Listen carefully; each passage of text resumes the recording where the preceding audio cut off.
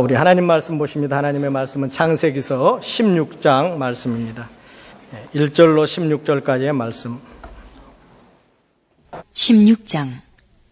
아브라함의 아내 사레는 생산치 못하였고 그에게 한 여종이 있으니 애굽 사람이요 이름은 하갈이라.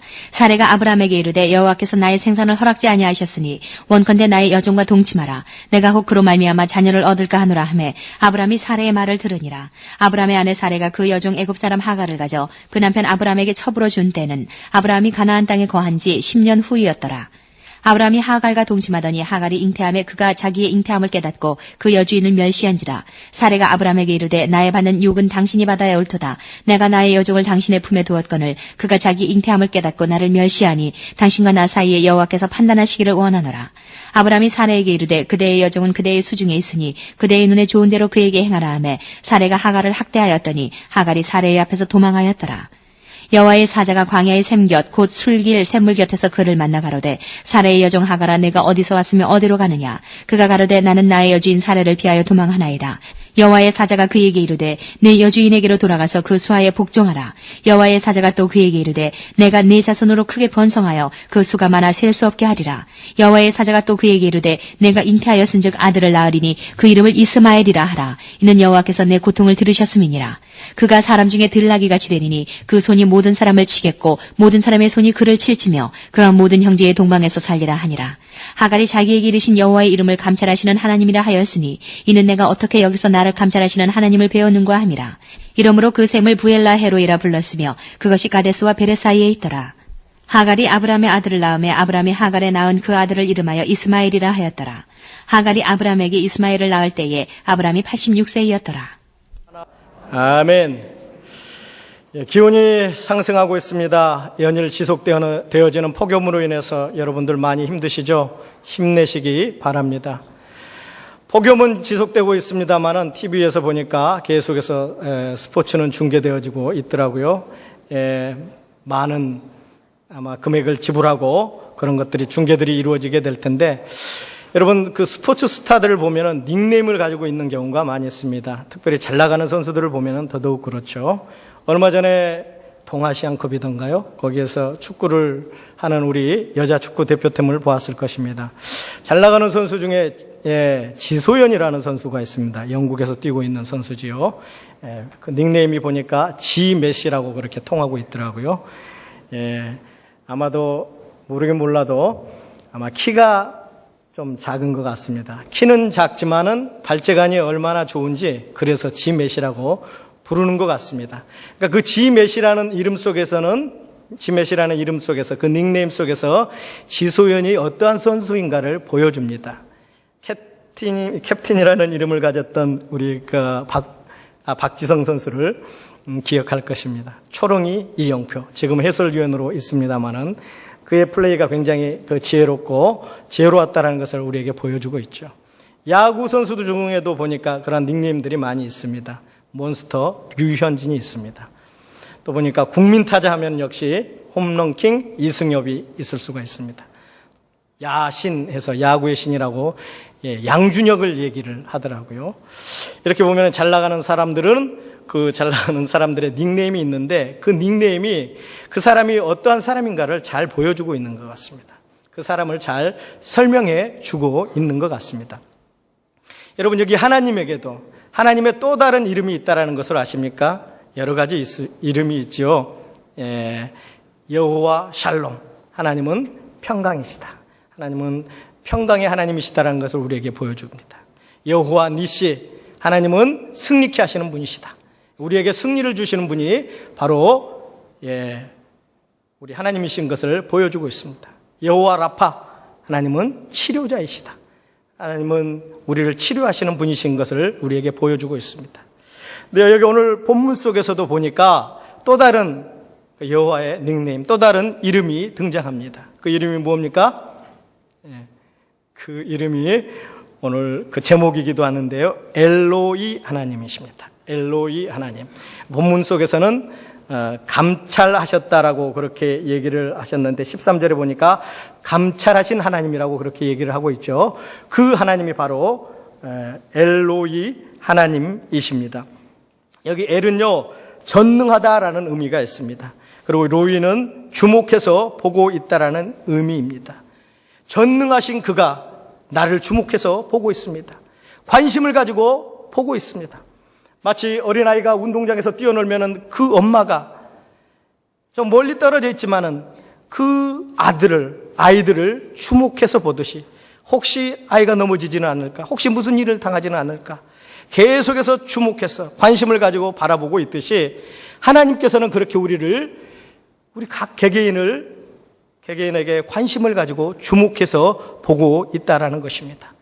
그런데 그 하나님이 그냥 그런 하나님이 아니라 전능하신 그 하나님이 우리에게 관심을 가지고 주목해서 보고 있습니다.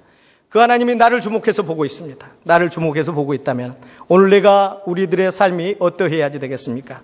오늘 말씀을 통해서 그것을 함께 나누기를 원합니다. 여기 엘로이 하나님은 어떤 하나님이십니까? 첫째로 엘로이 하나님은요, 우리의 모든 고통을 아시고 우리를 찾아오시는 하나님이십니다. 그것이 바로 우리가 읽었던 1절에서 8절까지의 내용입니다. 여기 특별히 6절을 잘 살펴보시기 바랍니다. 6절을 잘 살펴볼 것 같으면은 하갈에게 큰 고통이 있었습니다. 그것은 주인인 사레의 학대였습니다. 사실 본문 속에 등장하는 하갈은 창세기 전체의 주인공은 아닙니다. 우리가 드라마를 볼 것 같으면요, 주연이 있고 초연이 있습니다. 모든 것들은 주연을 따라서 진행되어집니다. 주연이 죽으면은 드라마는 그것으로 끝이 납니다. 성경 전체의 주인이 예수 그리스도시라면은 또 각 파트 속에 어떤 주연들이 있죠. 창세기 12장 이후에는 아마 아브라함이 아닌가 싶습니다.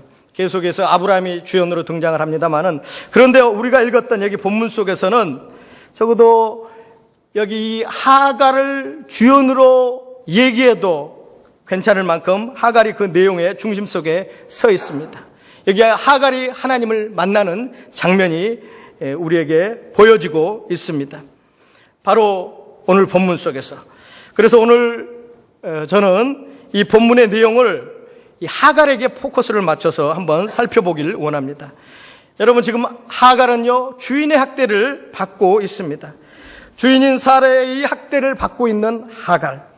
그 하갈의 입장에서 살펴본다면 이것은 너무나도 억울한 일입니다. 너무나도 열받는 일인 것입니다. 왜 그렇습니까? 그녀는 지금 한 집안의 가장인 아브라함의 아들을 임신한 덕스러운 부인이기 때문입니다.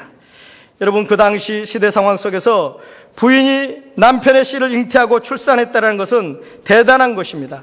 그런 것을 가리켜서 표현할 때 덕스럽다, 그렇게 표현을 했습니다. 여기 반대로 주인은 어땠습니까? 사례는 아직 아이도 없는 상황인 것입니다. 그런데 여기 이 하갈은 아이를 임신을 했습니다. 그러니까 이게 얼마나 참 대단한 것입니까?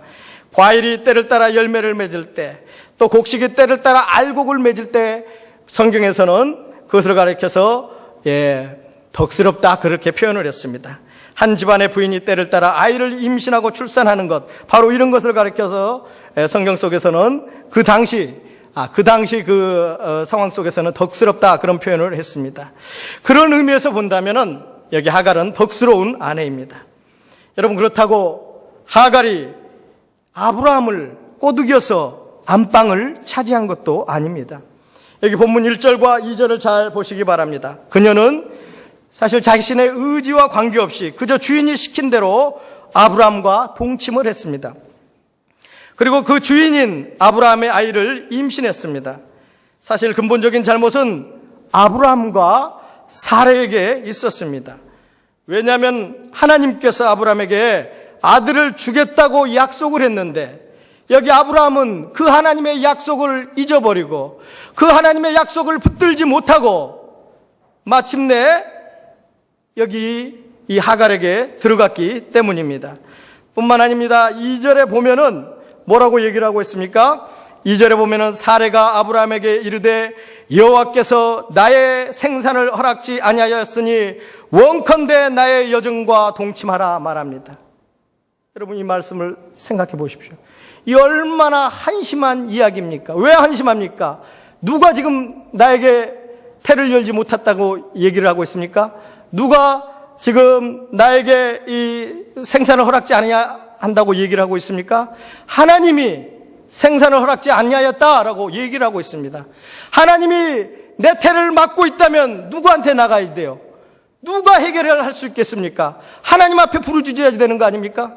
하나님 앞에 그 문제를 내어놓고 하나님 내 태의 문을 열어주십시오. 이렇게 기도해야지 되는데 하나님 앞에 나아가지 않고 자기 인간적인 방법, 수를 썼던 것입니다. 그래서 자기 남편대로 자기 몸종하고 동침하도록 합니다. 그런데 말입니다. 바로 그거보다 더 한심한 그 말씀이 있습니다. 그 뒷부분을 한번 보시기 바랍니다. 뒷부분에 보면은 뭐라고 얘기를 하고 있는가 하면은 아브라함이 사레의 말을 들으니라 라고 성경은 말합니다. 여러분 한심해도 너무너무 한심합니다. 아니 어떻게 부부가 닮아도 이렇게 똑 닮을 수가 있습니까? 요즘 말로 하면은 도낀 객낀입니다.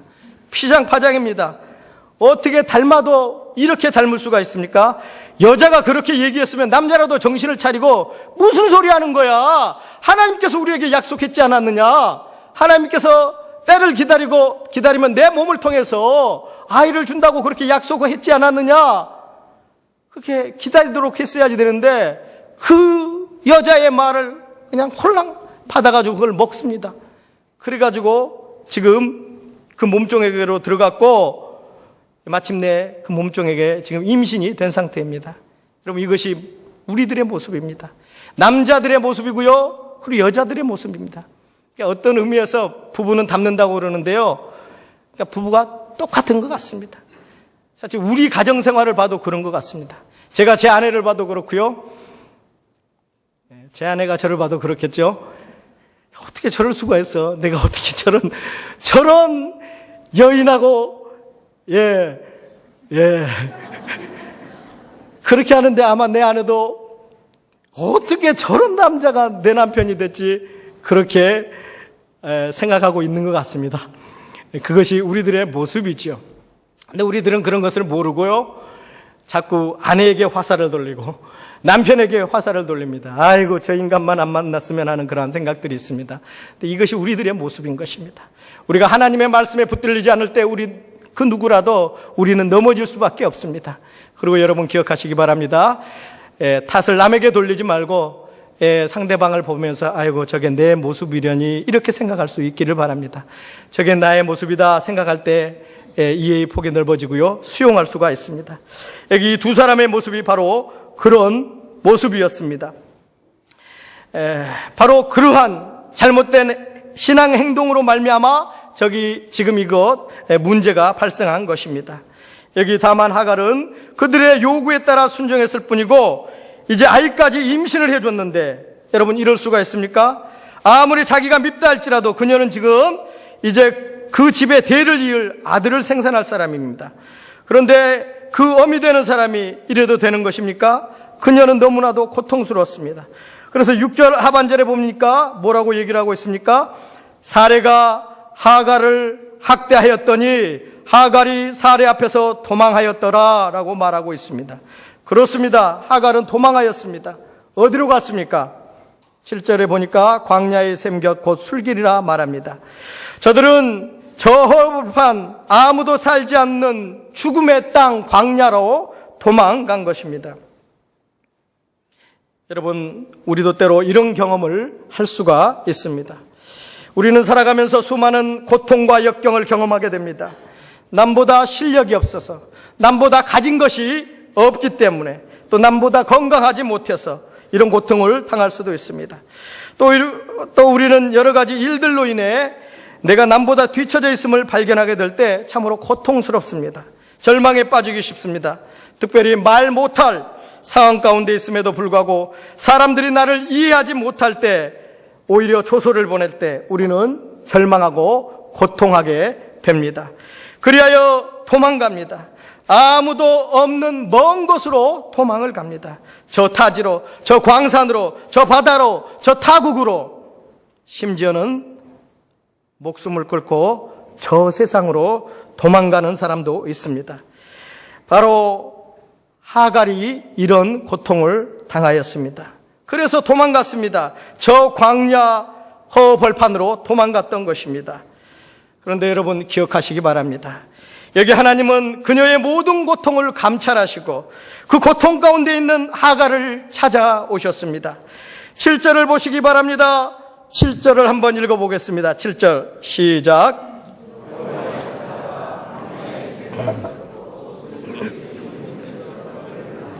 그렇습니다. 여호와의 사자가 거기까지 찾아와서 그를 만났다라고 얘기를 하고 있습니다. 여러분, 하나님은 우리의 고통과 슬픔과 좌절을 외면하는 분이 아니십니다. 하갈의 고통을 아시고 찾아오셨던 하나님은 우리의 고통을 아십니다. 우리의 슬픔을 아십니다. 우리의 좌절을 아십니다. 우리의 낙담과 절망을 아십니다. 그러므로 남들이 날 알아주지 않는다고 절망하지 마십시오. 하나님은 그 모든 것을 아시기 때문입니다. 그리고 거기에 머물러 있지 않고 그 모든 것을 아시는 하나님은 우리가 가 있는 저 광야 끝자락까지도 따라오셔서 우리와 함께 하시는 분이심을 믿으시기 바랍니다. 시 139편 1절에서 4절은 이렇게 얘기를 합니다. 여호와여, 주께서 나를 감찰하시고 아셨나이다. 주께서 나의 앉고 일어섬을 아시며 멀리서도 나의 생각을 아시오며 나의 길과 눕는 것을 아시고 나의 모든 행위를 익히 아시오니 여호와여, 내 혀의 말을 알지 못하는 것이 하나도 없으시니이다 라고 얘기를 하고 있습니다. 그렇습니다. 하나님은 우리의 모든 것을 아십니다. 그 하나님은 우리를 외면치 않으시고 우리를 포기하지 않으시고 저 세상 끝자락까지라도 찾아오시는 분이심을 믿으시기 바랍니다. 여러분, 오늘 그 하나님을 만나는 축복이 있기를 바랍니다. 여러분, 하나님께서 하갈을 찾았던 그곳이 어디입니까? 6절 7절 보면은 광야의 샘격 곧 술길이라 말하고 있습니다. 여러분, 이 술길은요 가나안의 끝자락 광야를 지칭하는 말입니다. 그렇습니다. 하갈은 아무도 없는 그곳 가나안의 광야 끝까지 도망을 갔습니다만, 그런데 하나님은 그 광야 끝까지 찾아오셨습니다. 아무것도 갖지 못하고 도망친 이 불쌍한 여인 하갈, 버림받아 홀로 울고 있는 하갈에게, 저 비천한 종의 신분이었던 하갈에게 만왕의 왕이요 만주의 주이신 그 하나님께서 친히 찾아주셨습니다. 엘로이 하나님, 감찰하시는 하나님이 광야 끝까지 찾아오신 것입니다. 사랑하는 여러분, 이것이 바로 세상 종교와 우리들이 복음이 다른 점입니다. 이 세상의 모든 종교는 다 찾아가는 종교입니다. 내가 무언가를 해야 합니다. 무언가를 해서 이루어내야지 되고 그것을 통해서 찾아가는 것이 세상의 종교입니다. 그러나 여기 우리의 복음은 그런 세상의 종교와는 다릅니다. 우리의 복음은 어떤 행위를 통해서 하나님께 나아가는 것이 아닙니다. 우리의 노력으로 하나님 앞에 나아갈 수가 없습니다. 오로지 한 가지, 우리의 모든 것을 아시고 찾아오시는 하나님, 그 하나님을 우리가 만날 때, 그 하나님을 붙들 때 우리가 그 모든 것들이 해결되어짐을 믿으시기 바랍니다. 그 하나님을 만나는 역사가 있기를 바랍니다. 사랑하는 여러분, 우리가 깜깜한 절벽 아래 혼자 일어설 수도 없었던 그때 하나님은 우리에게 예수 그리스도를 내려주셨습니다.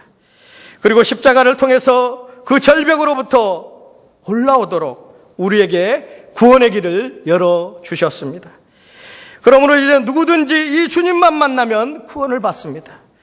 누구든지 이 주님만 붙들면 하나님의 자녀가 되는 것입니다. 너무나 쉽습니다. 너무나 간단합니다. 그런데 오늘날 얼마나 많은 사람들이 이 쉬운 복음을 붙들지 못하고 저 광야 끝까지 하나님의 낯을 피해서 도망해서 사는지 모릅니다. 여러분, 하나님의 낯을 피하지 않기를 바랍니다. 왜냐고요? 하나님은 결코 우리를 그냥 놓아두지 않기 때문입니다. 우리는 결코 하나님을 피할 수 없기 때문입니다. 하나님의 사랑은 그의 자녀들을 결코 그냥 놔두지 않습니다. 하나님의 사랑은 우리의 모든 것들을 속속들이 아십니다. 그리고 저 광야 끝까지도 찾아오셔서 마침내 발견하시고 붙드시는 분이심을 믿으시기 바랍니다. 여러분, 제가 안산에 있을 때 그 무사라는 영화를 비디오 테이프를 빌려서 봤습니다. 그 무사라는 영화의 대충의 줄거리는 이렇습니다. 고려 사신이 명나라로 가게 되었는데 거기서 잘못된 오해로 말미암아 귀양을 가게 되고 또 그 귀향지에서 다시 고려 땅으로 돌아오는 그러한 여정을 담고 있습니다. 그 여정 속에서 여기 이 사신 일행은 한 쫓기는 여인을 발견하게 됩니다. 이 쫓기는 여인은 몽골 군사로부터 추격을 당하고 있습니다. 그래서 그 쫓기는 여인을 잠시 보호해 준다라는 의미로 그 여인을 딱 들어오게 하고 보호를 시작을 하는데 보니까 이 여인이 명나라의 공주였던 것입니다. 그래서 이들은 계속해서 더욱더 힘을 써서 이 명나라 공주를 보호를 합니다. 왜냐하면은 이렇게 보호를 했을 때 명나라로부터 어떤 수혜, 유익이 있지 않을까 하는 그러한 기대감 때문에 계속해서 보호를 해줬습니다. 그런데 보호를 해주다 보니까요, 계속해서 외부의 그 공격들도 당하게 되고 어려움을 계속해서 만나게 되는 것입니다. 그래서 이제 이들 사신 일행들이 서로 회의를 했습니다. 이걸 계속해서 우리가 보호할 것인가 아니면은 밖으로 내보낼 것인가. 이 공주를 보호하고 있자니 우리가 닥치는 그러한 피해가 너무나 크고 위험이 너무 크다. 그래서 내보내자. 아니다. 우리가 계속해서 보호해줘야 된다. 이런 갑론을박이 그 사신 일행 중에서 벌어졌습니다. 그런데 그 공주가 그 소리를 듣게 돼요. 그래서 고민에 빠집니다. 괴로워합니다. 그러면서 혼자 독백을 합니다. 고백을 합니다. 그 독백의 내용이 그것이었습니다. 내가 궁 안에 있을 때는 그것이 행복인 줄 모르고 답답하여서 저 궁 밖을 그리워하면서 살았지. 그래서 나는 이제 궁 밖으로 나오게 됐는데 내가 자유하기는커녕 나는 이제 이 궁 밖에서 그만 갇히는 몸이 되고 말았구나, 포로가 되고 말았구나라는 그러한 독백이었습니다. 이 독백 속에 그가 어떻게 해서 이 궁을 나오게 되었고 이런 신세로 전락했는지 잘 보여주고 있습니다. 사랑하는 성도 여러분, 우리들이 봉착하는 대부분의 문제는 궁 밖으로 나가려는 데에 있습니다.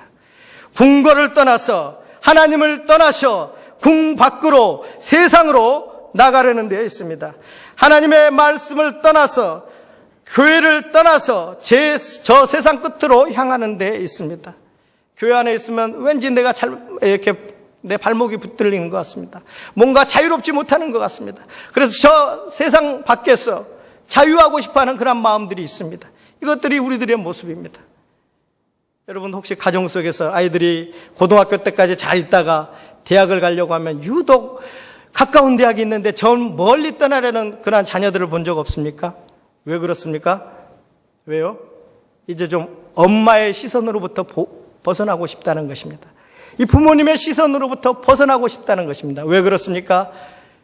부모님의 사랑이. 여기 자녀들은 그것을 사랑으로 여기지 아니하고 어떻게 여겨요? 간섭으로 여깁니다. 내 발목을 붙잡는 촉새로 여깁니다. 그러니까 많은 학생들이 고등학교를 졸업하고 나서는 이제 좀 가정을 떠나고 싶다. 그래서 저 멀리 먼 데 있는 학교로 가려는 학생들이 많이 있는 것을 보게 됩니다. 부모의 사랑을 모를 때 오는 현상들인 것입니다. 부모의 사랑을 간섭으로 여길 때 오는 현상들인 것입니다. 여러분, 그래서 이 하갈도 그렇게 밖으로 떠나게 되었고, 밖으로 떠난 하갈은 마침내 그렇게 그 쨍쨍 내리뛰는 그런 광야 끝자락에 홀로 남아 있게 된 것입니다. 여러분, 우리들은 혹시 이러한 모습들은 아니죠? 궁 밖을 떠나려는 우리들의 모습들을 한번 살펴보시기 바랍니다. 궁 밖에서 마음대로 생활하면서 내 멋대로 생활하면서 주일에 교회 한번 나와 예배드리는 것으로 성도로서 나의 책임을 다한 것이다라고 생각하며 살고 있지는 않는지요. 오늘 이 시간 우리를 포기하지 않으시고 나를 찾아오시는 하나님을 만나고 이러한 모든 문제들을 해결받기를 바랍니다. 여기 본문에서 하나님은 저 미천한 계집종 하갈을 포기하지 않으시고 광야 끝자락까지 찾아오십니다. 이 하나님은 결코 우리를 포기하지 않으시고 끝까지 우리를 찾아오시는 분이심을 믿으시기 바랍니다. 태양열이 이글거리는 저 광야 끝자락까지 찾아오시는 하나님, 그 하나님이 바로 엘로이 하나님, 감찰하시는 하나님이십니다. 이 하나님을 만나시기 바랍니다. 엘로이 하나님은 어떤 하나님이십니까? 그 하나님은 우리의 고통을 아시고 우리를 찾아오시는 하나님이심을 말씀드렸습니다. 뿐만 아니라 엘로이 하나님은 어떤 하나님이십니까? 엘로이 하나님은 둘째로 우리를 보호하시고 우리를 축복해 주시는 하나님이십니다. 여기 9절에서 10절 말씀을 보시기 바랍니다. 여러분 9절, 10절 말씀만 한번 읽어보겠습니다. 9절, 10절 말씀 시작.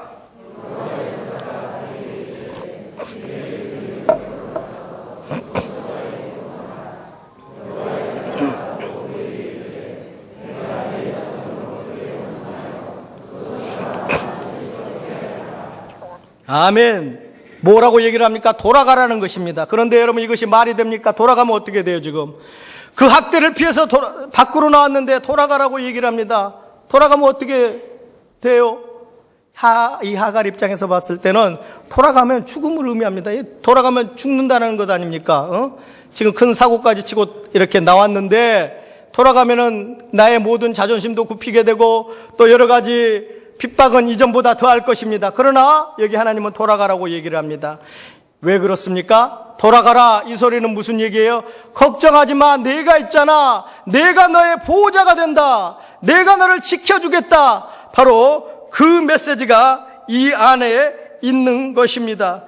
사랑하는 성도 여러분, 이것이 바로 우리의 하나님입니다. 뿐만 아니라 너의 자손으로 크게 번성하여 그 수가 많아 셀 수 없게 되겠다라고 얘기를 하고 있습니다. 여러분 이것이 바로 하나님의 보호요, 이것이 바로 하나님의 축복입니다. 우리의 상식으로는 도무지 이해가 되지 않습니다. 돌아가는 길은 죽을 길입니다. 돌아가는 길은 망할 길입니다. 그러나 하나님은 말씀하십니다. 돌아가라, 내가 책임지겠다라고 얘기를 하고 있습니다. 그렇다면 우리의 결정은 어떠해야 합니까? 돌아가는 것입니다. 여러분 우리들도 마찬가지입니다. 돌아가야 합니다. 그럴 때 더 큰 하나님의 은혜를 누릴 수가 있습니다. 우리의 가던 길, 내 상식에 기초한 길, 세상의 욕구를 쫓아갔던 그 길, 빠른 길, 급하게 서둘러 내 결정대로 했던 그 길에서 우리는 다시금 돌이켜야 합니다. 여러분 기억하시기 바랍니다. 하나님이 우리를 맞아 죽도록 버려두려고 돌아가라고 말씀하는 것이 아닙니다. 우리를 보호하시며 우리를 살 길로 인도하기 위해서 돌아가라 말씀하시는 것입니다. 우리는 어떻게 할 수 없습니다. 우리는 한계가 있습니다. 우리는 나약합니다. 그러나 하나님은 하십니다. 하나님은 한계가 없습니다. 하나님은 전능하신 분이십니다. 그러므로 그분을 믿을 때 우리는 담대하게 그분을 의지하여서 행동할 수 있는 것입니다. 이 전능하신 하나님 앞에 우리의 인생을 맡기시지 않으시겠습니까? 그럴 때 우리는 그 전능하신 하나님의 보호를 받아 누릴 수 있는 큰 은혜가 있음을 기억하시기 바랍니다. 여러분 이 하나님께 우리를 의탁시키십시다. 그럴 때 하나님께서 주시는 축복을 받아 누릴 수 있습니다. 하갈같이 하찮은 요정도 보살피시고 축복하시는 하나님이 구원받은 당신의 자녀를 보살피지 않겠습니까? 공중의 새를 보라, 심지도 않고 거두지도 않고 창고에 모아들이지도 않은데 너희 천부께서 기르시나니 너희는 이것들보다 귀하지 아니하나 말씀하고 있습니다. 오늘 있다가 내일 아궁이에 던지는 들뿐도 하나님이 이렇게 입히시거늘 하물며 너희일까 보냐라고 하나님은 말씀하십니다. 그 하나님이 우리를 보호하시지 않고 축복하지 않는다면 도대체 누구를 보호하시겠습니다? 조금 전에 영화 무사 이야기를 했습니다. 사실 이 영화를 빌리기 전에 무척 망설였습니다. 왜냐하면 테이프 상하로 이렇게 있었기 때문에. 상하로 있다라는 것은 내용이 좀 길다라는 것 아닙니까? 지루할 것 같아서 망설였습니다. 제가 긴 내용 상하로 된 것을 별로 끝까지 봤던 기억이 없습니다. 포레스트 검프라는 그 영화를 여러분 아십니까? 명화 아닙니까? 탐 행크스 주연의, 그걸 제가 상편 보다가 잠이 들었던 기억이 납니다. 그래서 제가 많이 망설였는데, 그런데 제가 여기 한 사람을 보고 반해가지고 빌리게 되었습니다. 거기에 나오는 노비 때문이었습니다. 여러분 제가 노비 얼굴 같지 않습니까? 노비 닮았죠, 그죠? 어제 보니까 어느 권사님이 제가 이렇게 머리한 것을 보고 조폭 스타일이라고 그렇게 얘기를 했는데 머리는 조폭 스타일인지 모르겠는데 얼굴도 그런가요? 얼굴은 노비 쪽에 좀 가까운 게 아닌가 싶습니다. 네, 여솔이라는 노비입니다. 여솔. 이름도 참 예뻐요. 근데 남자예요. 멋있습니다. 예, 노비인데 멋있어요. 참고로 말하면은 그 노비 역을 맡은 그 배우가 정우성이라는 배우입니다. 혹시 정우성이라는 배우를 모르시는 분이 있다면은 굳이 찾아보려고 애쓰지 마십시오. 강단을 주목해서 잘 보시기 바랍니다. 네. 여러분, 그 영화를 보면 그 속에 참으로 어려운 사건들이 많이 생깁니다. 그런데 거기서 일어나는 여러 가지 그 사건들 속에서도 여기 노비 여솔은요, 묵묵히 자기의 주인을 지킵니다. 멀리 떨어져 있다가도 주인이 무슨 일이 있으면 그냥 달려들어서 문제를 해결합니다. 나쁜 놈이 이렇게 주인을 헤아려 하면은 칼을 들고 나타나 어느 순간 짜잔, 자기가 그렇게 다 그 어려움들을 다 해결해 줍니다. 그럼에도 불구하고 시간은 흐르고 그 주인은 그곳에서 이제 죽음을 맞이하게 됩니다. 죽음을 맞이하기 직전에 그 주인이 여솔을, 자기 종을 부릅니다. 그리고 그 종에게 그렇게 얘기를 해줍니다. 이제부터 너는 자유인이다. 내가 나를 자유케 한다. 그리고 그동안 고마웠다. 이제 내가 너에게 한 가지 선물을 준다. 이건 내가 가장 아끼는 보물이다. 이것을 받아라. 그리고 이것을 요긴할 때 쓰거라 라고 얘기를 해줍니다. 사랑하는 성도 여러분, 참 주인은요, 종을 끝까지 책임집니다. 설사 우리 인간 주인은 그 종을 끝까지 다 온전하게 책임지지 못한다 할지라도 우리 하나님은 우리의 참 주인이 되십니다. 우리 하나님은 우리를 끝까지 책임주시는 분이십니다. 그 하나님을 믿으시기 바랍니다. 그래야 해서 시 23편은 말합니다. 여호와는 나의 목자시니 내가 부족함이 없으리로다. 그가 나를 푸른 초장에 누이시며 쉴 만한 물가로 인도하시는도다.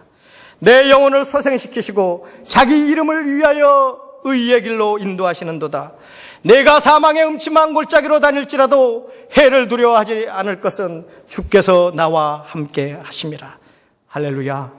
주께서 우리와 함께 하십니다. 이 하나님을 믿으시기 바랍니다. 사랑하는 성도 여러분, 결론을 맺습니다. 하나님이 우리를 찾아오실 때 우리를 망하게 하려고 찾아오는 것이 아닙니다. 우리를 축복하고 우리에게 은혜를 베푸시려고 찾아오십니다. 그런데 오늘날 얼마나 많은 사람들이 고물상의 고물덩어리와 같은 삶을 살고 있는지 모릅니다. 그러나 하나님은 마치 고물상의 그 고물덩어리와 같은 우리를 고물 속에서 보물을 찾아내듯이 그렇게 찾으시어 우리와 함께 하시는 분이십니다. 그리고 우리를 향하여 말씀하십니다. 이것이 바로 내가 찾던 보물이다. 내가 너를 지켜주겠다. 내가 너와 함께 하겠다라고 말씀하십니다. 사랑하는 여러분, 우리 인생의 성공과 축복의 비결은 우리가 얼마나 더 많이 가졌느냐에 달려있지 않습니다.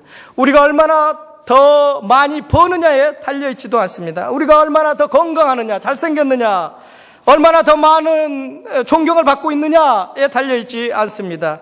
우리 인생의 성공 비결은 우리를 사랑과 관심으로 세세히 살피시고 찾아오시는 그 하나님을 만나고 그 하나님을 붙들 때 우리의 인생은 달라지게 되는 것입니다. 우리의 인생이 엘로이 하나님을 만나고 그분을 의지할 때 참된 복이 되며 그것이 곧 은혜임을 기억하시기 바랍니다. 부디 바라기는 이제 더 이상 도망가지 마십시오. 그리고 우리를 찾아오시는 엘로이 하나님을 만나시기 바랍니다. 그리고 우리의 영혼을 보호하시고 지키시고 인도하시는 엘로이 하나님을 전적으로 의지하시기 바랍니다.